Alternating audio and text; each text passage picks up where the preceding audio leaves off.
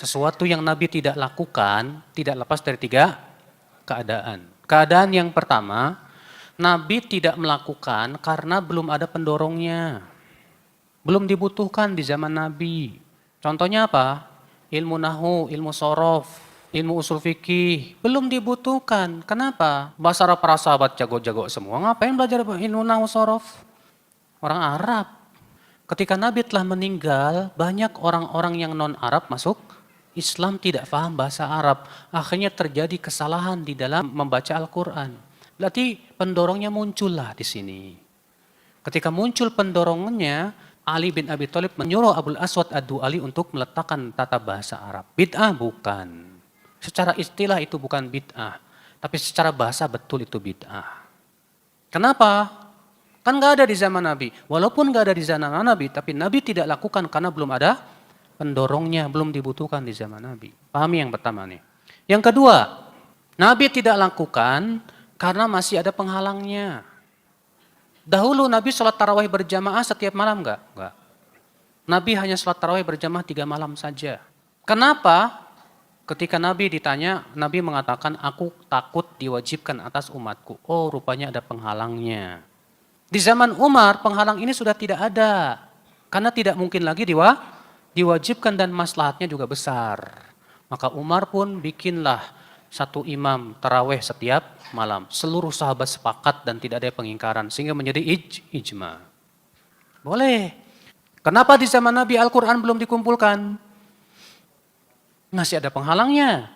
Wahyu terus menerus turun, belum sempat Nabi mengumpulkannya. Di zaman Abu Bakar, para penghafal Quran banyak yang meninggal di medan perang. Dan ini bahaya, Al-Quran akan habis. Maka kemudian Umar mengusulkan kepada Abu Bakar untuk mengumpulkan Al-Quran. Boleh, gak apa-apa. Untuk maslahat menjaga Al-Quran. Ini disebut oleh sebagian ulama dengan istilah bid'ah hasanah. Sebagian ulama menyebutnya dengan istilah maslahat mursalah. Sebetulnya maknanya sama, tujuannya sama, Pak. Nah, adapun yang ketiga nih, perhatikan yang ketiga. Nabi tidak lakukan. Nabi apa? Tidak melakukan. Sementara pendorongnya sudah ada di zaman Nabi, dibutuhkan di zaman Nabi. Penghalangnya pun tidak ada. Nabi mampu melakukannya. Tapi Nabi tidak lakukan. Itu artinya memang pensyariatan. Artinya itu tidak boleh dilakukan. Contoh, seorang sahabat berkata, Nabi sholat Idul Fitri dan Idul Adha tanpa adzan dan tanpa qomat. Sementara adzan dan qomat di zaman Nabi dibutuhkan tidak? Dibutuhkan. Ada pendorongnya? Iya, untuk mengumpulkan orang. Ada penghalangnya? Tidak ada penghalangnya di zaman Nabi. Tapi Nabi tetap tidak lakukan. Berarti disyariatkan tidak? Tidak disyariatkan. Maka kalau di zaman sekarang ada orang bikin adzan dan qomat untuk sholat Idul Fitri dan Idul Adha, saya katakan bid'ah. Paham tidak, Pak? Sekarang, Nabi mampu enggak dan para sahabatnya merayakan kelahirannya? Sangat mampu. Dibutuhkan? Kata orang, ya di zaman sekarang kebutuhannya apa? Untuk mengenang Nabi. Emang para sahabat enggak butuh mengenang Nabi? Ketika Rasulullah telah wafat, memang para sahabat tidak butuh mengenang Rasulullah? Taib. Penghalangnya ada? Tidak ada, mampu tidak? Pendorongnya sudah ada di zaman sahabat? Cinta Rasulullah. Siapa yang lebih cinta kepada Rasulullah dari kita atau dengan para sahabat? Tapi kenapa para sahabat tidak melakukan? Sementara pendorongnya sudah ada, penghalangnya pun tidak. Mereka mampu melakukannya, tapi mereka tetap tidak melakukan. Itu menunjukkan tidak disyariatkan. Tidak pula para tabi'in, tidak pula imam yang 4. Ternyata baru muncul pada tahun 362. Itu pun yang pertama kali melakukannya orang Syiah, Banu Fatimiyah. Paham ini? Jadi kalau ada orang berkata, itu kamu baca Quran dengan harokat bid'ah. Kita katakan maaf, akhi. Kita kembalikan tadi kepada kaidah-kaidah tadi. Kenapa di zaman Nabi belum ada? Karena masih ada penghalangnya. Al-Quran belum dibukukan karena memang terus-menerus wahyu turun. Tapi ketika muncul, paham tidak? Pendorongnya dan maslahatnya besar.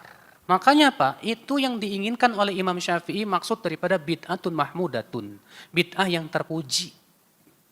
Mereka yang mengatakan adanya bid'ah hasanah selalu berhujah dengan perkataan Imam Syafi'i. Imam Syafi'i berkata apa? Al bid'atu bid'atan, bid'ah ada dua macam. Bid'ah yang terpuji dan bid'ah yang tercela. Tapi lihat prakteknya Imam Syafi'i. Imam Syafi'i mengatakan maktam, berkumpul-kumpul di keluarga kematian dan makan-makan di sana itu apa? Bid'ah. Di zaman sekarang apa? Nggak apa-apa. Imam Syafi'i mengatakan beribadah dengan cara pukul rebana sambil nyanyi-nyanyi yang disebut dengan sama. Itu bid'ahnya sufia. Di zaman sekarang apa? Bid'ah hasanah. Di zaman sekarang itu bid'ah hasanah terlalu lebar, Pak. Jadi setiap yang dianggap baik jadi bid'ah hasanah. Ini enggak benar, ini malah membuka pintu bid'ah selebar-lebarnya dalam agama ini. Makanya perhatikan, yang diinginkan oleh para ulama terdahulu dari bid'ah hasanah itu apa? Makanya sebagian ulama mengungkapkannya dengan kata-kata maslahat mursalah. Kenapa itu? Memang tidak ada di zaman Nabi, tapi ini maslahatnya sangat besar untuk membela din. Bayangkan kalau tidak ada ilmu nahu dan sorofa, gimana cara baca Quran yang benar? Susah. Bayangkan kalau Al-Quran tidak dikumpulkan jadi satu mushafa, mudaratnya besar nggak Pak? Besar. Sekarang tanpa kita merayakan Maulid Nabi bisa nggak ittiba Rasul? Sangat bisa. Bahkan kita bergembira dengan kelahiran Rasul setiap hari. Mempelajari sabda-sabda Rasulullah, gembira kita, alhamdulillah bisa. Kenapa? Ya, tidak memberikan dampak yang sangat signifikan kok. Tapi kalau seperti ilmu nahu, ilmu hadis, ilmu nggak ada, itu dampaknya berat itu Pak. Ya, kalau tidak ada ilmu hadis, setiap orang akan seenaknya. Rasulullah bersabda. Nggak ada ilmu hadis, nggak bisa diperiksa. Akhirnya orang-orang zindik bisa masuk di situ. Tapi dengan ada ilmu hadis, bisa diperiksa sanadnya. Ini dhaif, ini pendusta, ini sahih. Alhamdulillah. Manfaatnya besar tidak Pak? Itulah maslahat. Ya.